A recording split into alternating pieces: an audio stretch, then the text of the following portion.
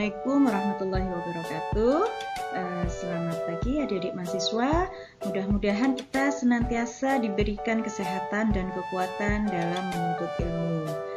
Baiklah, pada pertemuan sebelumnya kita telah membahas apa yang dimaksud dengan relasi, dimulai dengan apa yang dimaksud dengan produk kartesian atau produk kartesius. Kemudian relasi itu merupakan subset dari produk kartesius. Kemudian kita juga sudah mempelajari apa saja sifat-sifat dari suatu relasi biner. Nah, sekarang kita akan melanjutkan ke pembahasan mengenai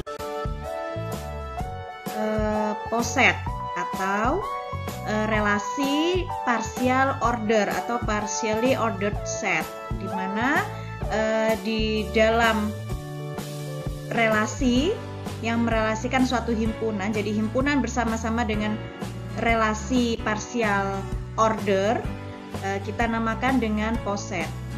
Nah, kemudian kita nantinya juga akan membahas mengenai diagram Hess. Baiklah, kita mulai dengan relasi terurut parsial. Relasi R atas himpunan A yang memenuhi sifat refleksif, antisimetrik, dan transitif itu kita namakan dengan relasi terurut parsial. Jadi kalau relasi atas himpunan A memenuhi 3 sifat ini, kita namakan dengan relasi terurut parsial. Kemudian himpunan A bersama-sama dengan relasi terurut parsial, jadi himpunan A bersama-sama dengan relasi terurut parsial R disebut dengan himpunan terurut parsial atau partially ordered set atau disingkat dengan poset. Jadi lambangnya adalah A, R. Contoh, apakah himpunan A 1, 2, 3, 4 dengan relasinya R, yaitu pasangan terurut A, B, di mana A kurang dari sama dengan B, A, B elemennya A, termasuk relasi terurut parsial. Jadi kita harus cek apakah memenuhi ketiga sifat, yaitu refleksif, kemudian antisimetrik, dan yang terakhir adalah transitif. Jadi kita cek satu persatu.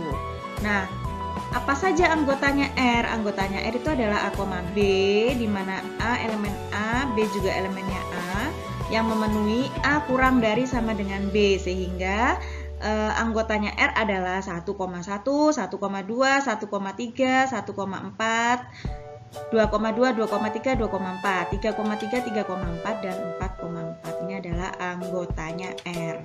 Nah, yang pertama kita cek dulu. Karena setiap A anggota A, maka A, elemen R. Coba kita lihat. 1 ada di sini ya, 1,1. 2 ada di sini 2,2. 3 ada di sini 3,3. 4 ada di sini 4,4. Jadi setiap A anggotanya A, maka A, anggotanya R, sehingga R bersifat refleksif. Oke, kemudian yang kedua, ternyata untuk setiap A, B elemen R, di mana A tidak sama dengan B, maka B, A elemen R. Coba kita lihat, 1,2 tapi 2,1 tidak ada ya. 1 berelasi dengan 3 tetapi 3 tidak berelasi dengan 1. 1,1 berelasi dengan 4 tetapi 4 tidak berelasi dengan 1. Begitu pula yang lainnya. Sehingga untuk semua A, B elemen R, A tidak sama dengan B, maka B, A bukan elemen R, sehingga R bersifat antisimetrik. Lalu yang ketiga, kita cek sifat transitifnya. Nah, silakan nanti dicoba apakah memenuhi sifat transitif ya. Tapi kalau kita lihat di sini ya, 1 berelasi dengan 2, kemudian 2 berelasi dengan 4, maka 1 berelasi dengan 4 ada ini ya. Kemudian 1 berelasi dengan 3, 3 berelasi dengan 4, maka 1 berelasi dengan 4 ada juga. 1 berelasi dengan 4, 4 berelasi dengan 4 ya, 1 berelasi dengan 4. 2 berelasi dengan 3, 3 berelasi dengan 3 ya, 2 berelasi dengan 3, atau 2 berelasi dengan 3, 3 berelasi dengan 4, maka 2 berelasi dengan 4. Jadi ada semuanya, sehingga dia bersifat transitif. Karena memenuhi sifat refleksif, antisimetrik, dan transitif, maka relasi R merupakan relasi terurut parsial. Nah, atau relasi tersebut jika direpresentasikan ke dalam bentuk matriks adalah seperti ini. Atau kalau kita buat diagram ininya dulu ya. 1, 2, 3, 4, 1, 2, 3, 4. 1, apakah kurang dari sama dengan 1? Iya. 1 kurang dari sama dengan 2? Iya. 1 kurang dari sama dengan 3? Iya. 2 kurang dari sama dengan 2? Iya. 2 kurang dari 3? Iya. Ya, jadi yang memenuhi relasi diberi angka 1 sehingga diperoleh matriksnya seperti ini. Nah, dari matriks ini jika kita sajikan dalam bentuk graf ya. Jadi, kalau parsial terurut, relasi parsial terurut itu maka angkanya juga harus urut dari bawah ke atas. Jadi ini 1, 2, 3, 4. Kita lihat. 1 berelasi dengan 1. Kemudian 1 berelasi dengan 2. Kemudian 1 berelasi dengan 3. 1 berelasi dengan 4. Kemudian 2 berelasi dengan 2, 2 berelasi dengan 3, 2 berelasi dengan 4. Kemudian 3 berelasi dengan 3, 3 berelasi dengan 4. Kemudian yang terakhir 4 berelasi dengan 4. Nah, ini adalah bentuk grafnya. Contoh 2. Misalkan A adalah sebuah himpunan bilangan bulat positif. Dan R adalah sebuah relasi biner pada A sedemikian hingga A, B elemen R jika A membagi habis B. Jadi relasinya adalah A habis membagi B. Ya, kita cek. Karena jika A habis membagi B, maka B tidak akan habis membagi A kecuali A itu sama dengan B. Yaitu ini adalah sifat bilangan bulat. Sehingga kalau A habis membagi B tapi B tidak habis membagi A, berarti bersifat antisimetrik karena dia tidak akan kembali. Jadi misalkan 2 habis membagi 4 ya, 2 habis membagi 4. Maka 4 tidak habis membagi 2. Nah, sehingga jadi ini berlaku untuk semua bilangan bulat seperti ini. Sehingga R bersifat antisimetrik. Oke, sekarang yang kedua. Karena setiap bilangan bulat habis membagi dirinya sendiri, membagi habis dirinya sendiri. Jadi 1 habis membagi 1, 2 habis membagi 2, 3 habis membagi 3. Semuanya ya berlaku untuk semua bilangan bulat positif. Maka A, elemen R. Dengan demikian R bersifat refleksif. Lalu yang ketiga. Karena jika A membagi habis B, kemudian B habis membagi C, maka pasti A itu habis membagi C. Ini adalah sifat dari bilangan bulat. Ya, sehingga dengan demikian R bersifat transitif. Nah, karena R bersifat refleksif, antisimetrik, dan transitif, maka R merupakan sebuah relasi terurut parsial. Pengurutan parsial yang paling terkenal adalah relasi kurang dari sama dengan dan relasi lebih dari sama dengan pada himpunan bilangan bulat.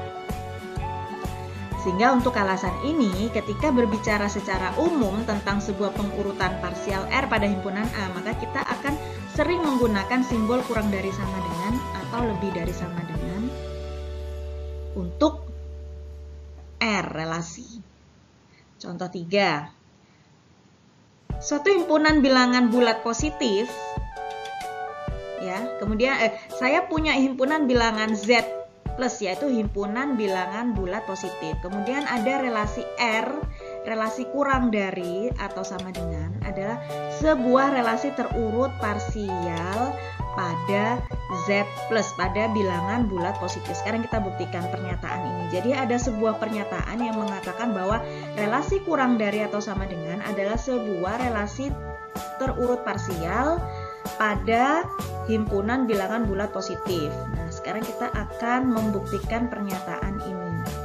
Yang pertama, karena untuk setiap A elemen bilangan bulat positif, maka A sama dengan A. Ya, yaitu setiap bilangan bulat sama dengan dirinya sendiri. Ya, masuk ke dalam relasi sehingga R bersifat refleksif.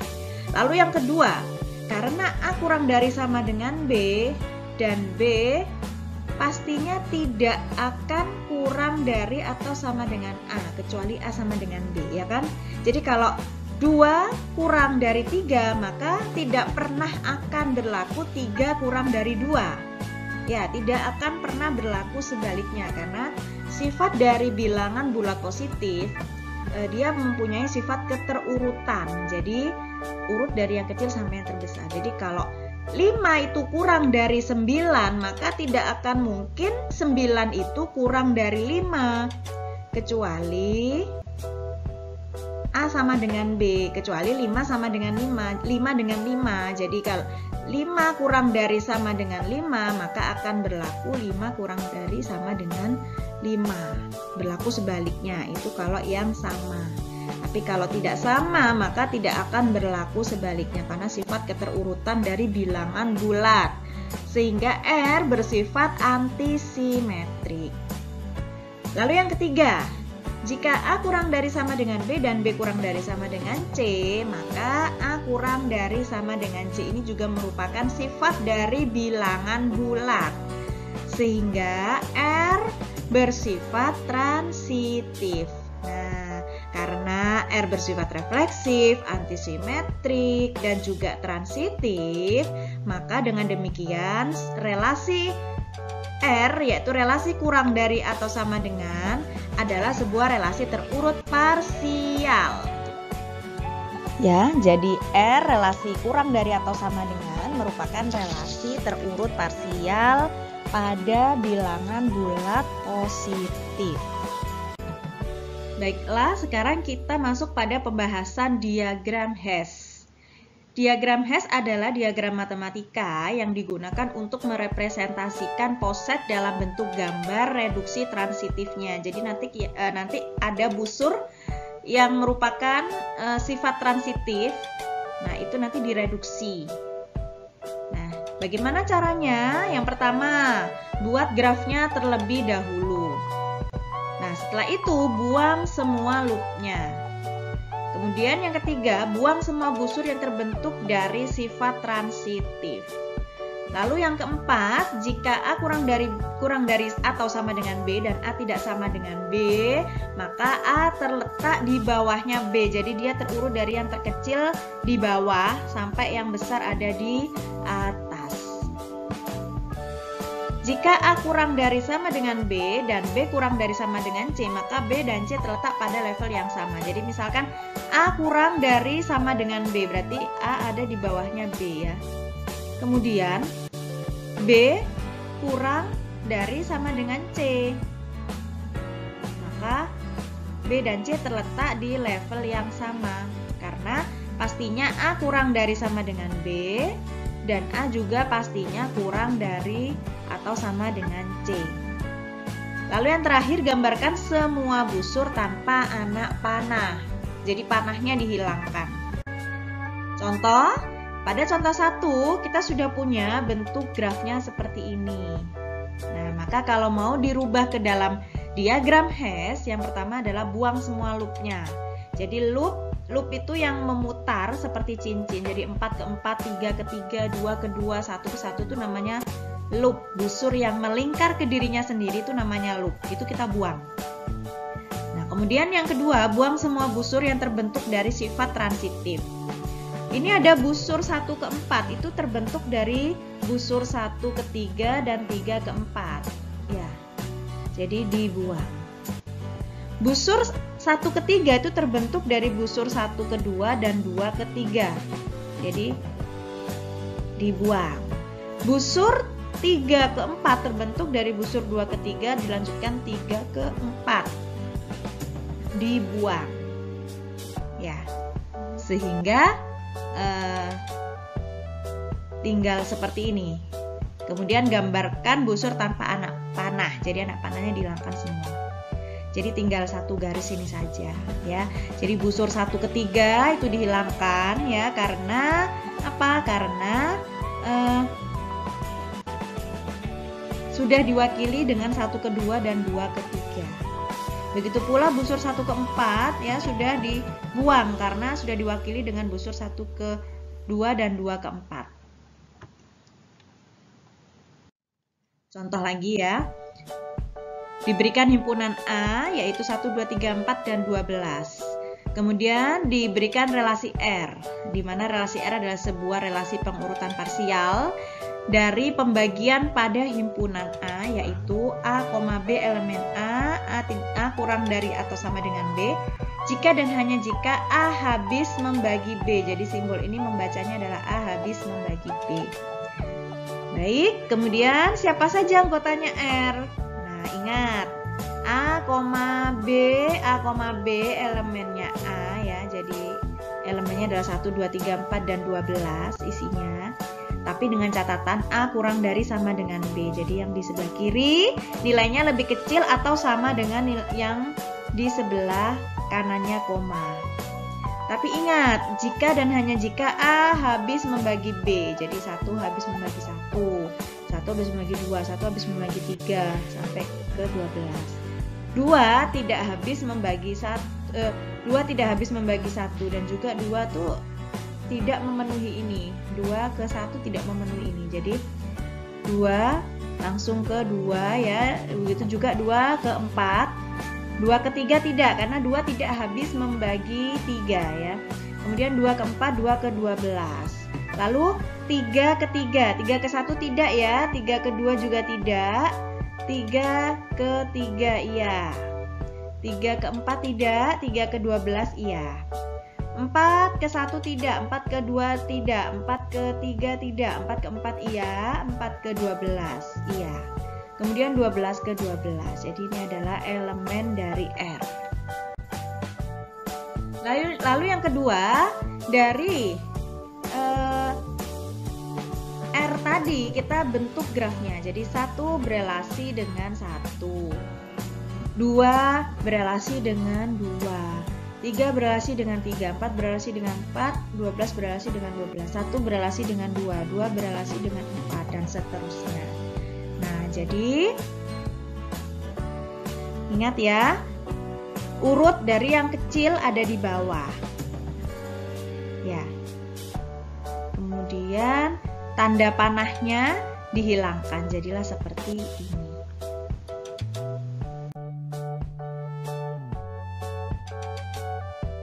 Contoh 5. Diberikan himpunan S, elemennya adalah ABC, dan juga ada himpunan A, di mana himpunan A merupakan power set dari S. Gambarkan diagram hash untuk poset A dengan partial order himpunan bagian. Jadi relasinya adalah ini, subset. Baik, kita tahu bahwa himpunan A merupakan power set dari himpunan S. Apa saja isinya? Isinya adalah himpunan kosong dan himpunan bagian dari himpunan S. Jadi ada himpunan A, himpunan B, himpunan C, himpunan AB, himpunan AC, himpunan BC, ini bukan VC ya, ini BC, kemudian himpunan ABC. Nah, kita gambarkan diagram hashnya dengan relasinya adalah himpunan bagian. Jadi himpunan kosong ya, himpunan kosong itu merupakan himpunan bagian dari A. Dia juga himpunan bagian dari B. Ya, kalau bingung ya, kita tuliskan dulu R-nya apa saja. Apa saja R-nya? Himpunan kosong dengan himpunan A, ya. Karena dia memenuhi sifat ini, memenuhi definisi relasi, yaitu himpunan bagian. Lalu apalagi? Himpunan kosong dengan himpunan B. Himpunan kosong dengan himpunan C. Himpunan kosong dengan himpunan AB. Himpunan kosong dengan himpunan BC. Kemudian himpunan kosong dengan himpunan AC. kemudian himpunan kosong dengan himpunan A, B, C. Kemudian apalagi? Himpunan A dengan himpunan AB, ya. Kemudian himpunan A dengan himpunan AC. Lalu apalagi? Himpunan B dengan himpunan AB. Lalu himpunan B dengan himpunan BC. Kemudian apalagi?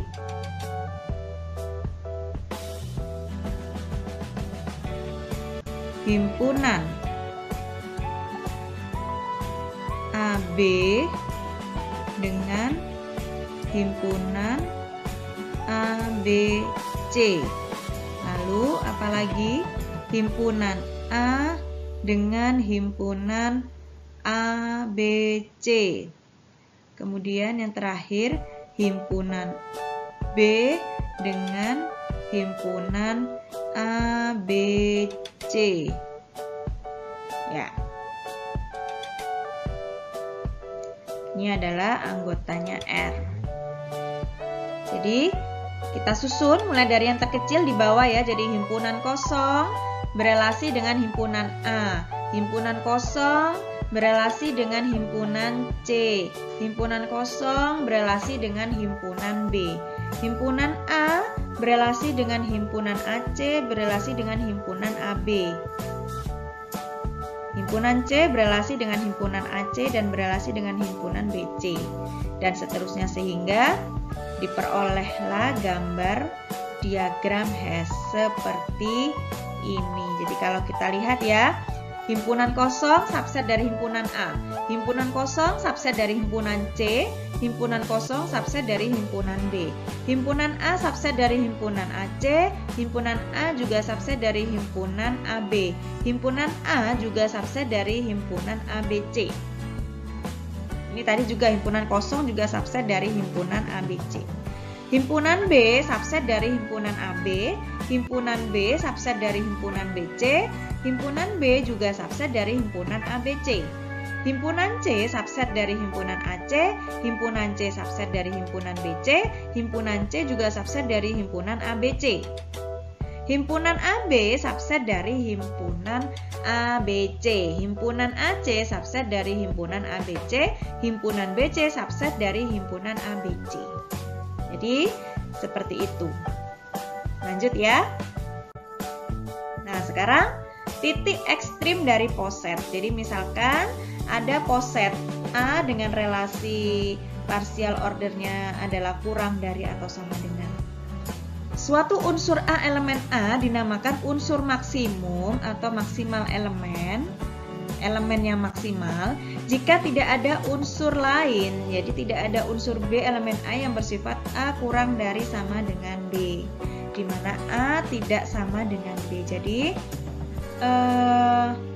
pada contoh diagram Hess ini yang termasuk dengan unsur maksimum adalah ini ABC, himpunan ABC, karena tidak ada unsur lain lagi yang bersifat himpunan ABC itu kurang dari atau sama dengan unsur yang itu tadi. Nah, jadi yang paling mentok, paling tinggi di sini adalah himpunan ABC, ini adalah unsur maksimum.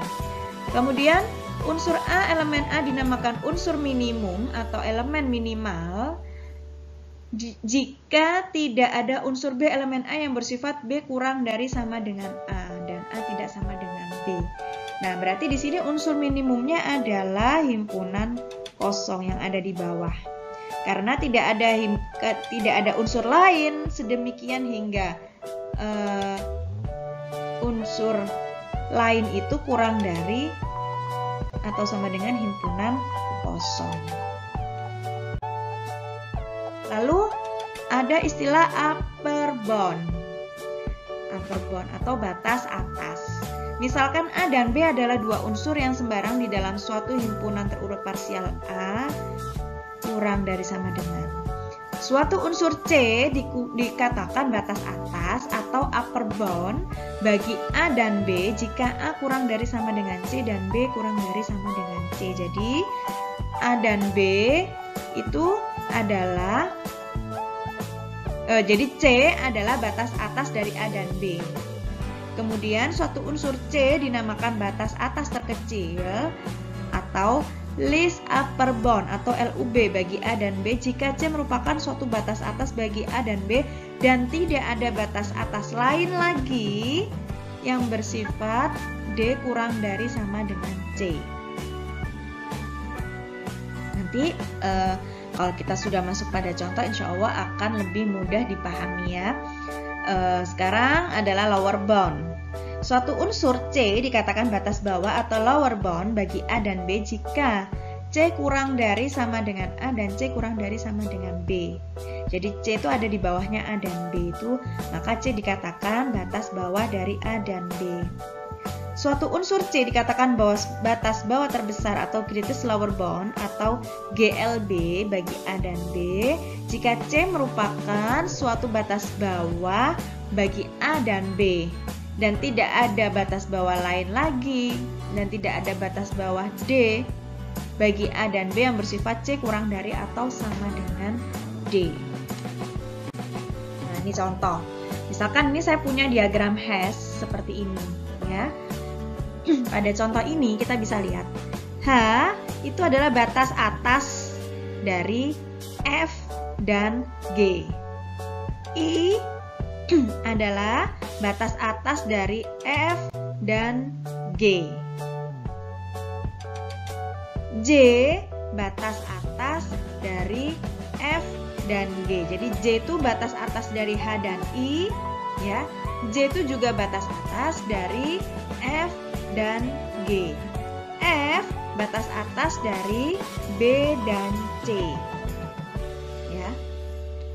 G batas atas dari D dan E. I ini juga batas atas dari D dan E. H ini juga batas atas dari B dan C. Jadi batas atasnya tuh banyak. Nah, batas atasnya kan banyak ya. Jadi batas atas dari ini kita lihat di sini. Batas atas dari B dan C, batas atas dari B dan C itu adalah F, H, I dan J. Batas atas dari D dan E itu adalah G, H, I, J. Nah, kan banyak tuh batas atas dari B dan C. Tadi ada F, ada I, ada H, ada J. Nah, di antara batas atas ini tadi itu ada batas atas terkecil. Batas atas terkecil dari B dan C adalah F. Nah, jadi kalau ditanya batas atas dari B dan C adalah F, H, I, dan J. Tapi batas atas terkecil dari B dan C adalah F. Ya, paham ya?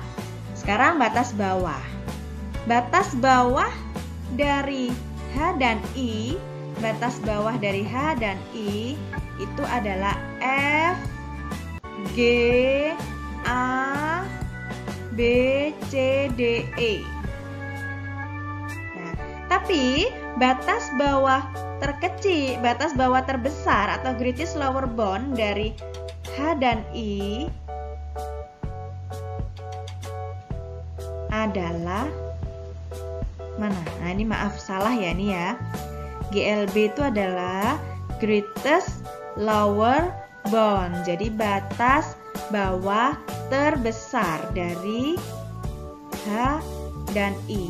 Kita lihat batas bawah dari H dan I itu ada F, ada G, ada B, C, D, E, dan A. Tetapi batas bawah terbesar dari H dan I, ya, batas bawah terbesar dari H dan I adalah F dan G.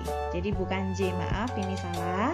Jadi batas bawah terbesar dari H dan I adalah F dan G. Karena tidak ada batas bawah lain lagi yang memenuhi, katakanlah ada batas bawah X yang memenuhi X itu lebih besar daripada F dan G, yang artinya F dan G itu adalah batas bawah terbesar. Sampai sini paham ya? Kita lanjut. Berikut ada latihan soal, silakan dicoba untuk mengasah kemampuan saudara. Ya, jadi yang pertama, gambarkan diagram hash untuk poset A, R, di mana A-nya adalah 2, 3, 4, 6, 8, 9, 18. Kemudian R-nya adalah himpunan A, B, di mana A habis membagi B. Lalu yang kedua, jadi yang pertama, untuk memperoleh diagram hash, maka kalian harus membuat grafnya terlebih dahulu. Ya, jadi untuk mendapatkan graf, kalian juga harus menuliskan anggotanya R itu siapa saja. Baru dari menuliskan anggotanya R, kalian bisa membuat grafnya. Nah, dari graf itu tadi nanti akan dibuat diagram hash. Lalu nomor 2, diberikan himpunan S dan R seperti ini, maka tentukan elemen maksimal dan elemen minimalnya. Lalu yang ketiga, diberikan himpunan X, kemudian didefinisikan relasi kurang dari sama dengan, yaitu dengan X kurang dari sama dengan Y sebagai Y habis dibagi X. Nah, jadi gambar diagram hash-nya. Ya, jadi seperti yang tadi nomor 1 dan 2, untuk mengetahui untuk bisa dapat menggambar diagram hash, maka kalian harus menggambar grafnya terlebih dahulu. Untuk dapat menggambar grafnya, harus kalian tuliskan dulu elemen dari R-nya itu apa saja, siapa saja ya. Dari sini bisa dibuat graf, dari graf bisa dibentuk diagram hash. Dari diagram hash baru kita bisa menentukan batas bawah, batas atas. Jadi yang kedua, cari batas atasnya 2,3, lalu cari batas bawahnya 24,36, kemudian cari batas atas terkecil atau lower upper bound dari 2,3, dan yang terakhir cari batas bawah terbesar atau greatest lower bound dari 24,36. Baik, silakan dicoba, nanti minggu depan akan kita bahas bersama-sama. Terima kasih, saya akhiri. Wassalamualaikum warahmatullahi wabarakatuh.